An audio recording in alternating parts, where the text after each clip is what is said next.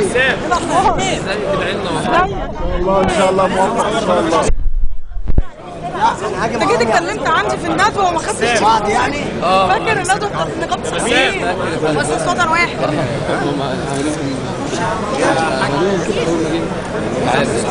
لانهم علينا من ساعه ما هم جمعوهم عشان يبينوا من ساعه ما حضرتك جيت والتلفزيونات كلها حواليك وحياه ربنا.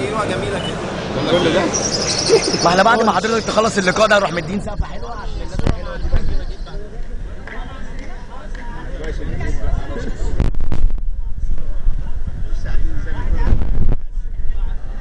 نكون عارفه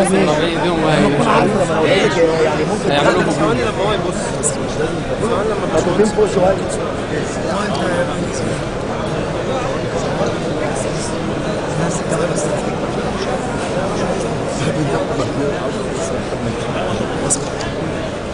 الذمة ده كلام يعني يجوا باللمة دي كلها يعني.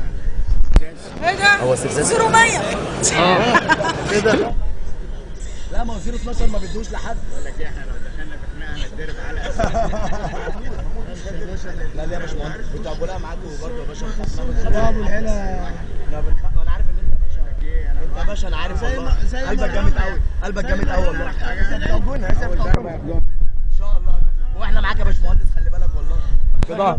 احنا الشباب في ظهرك عشان احنا بس ربنا ما يجيبش. في ظهرك. انت عارف يا باشمهندس احنا محتاجين بس نشوف شباب مصر في احسن حال. يعني حد يسحب لنا الكوسه يعرف هنخلصه امتى تقريبا يعني. ايوه منال كويس. رامي انت كنت هادي ازاي وبتاع ساعه بس قطعوا عليا، كنت عايز اقول لك كمان صوروا اتفرج يعني.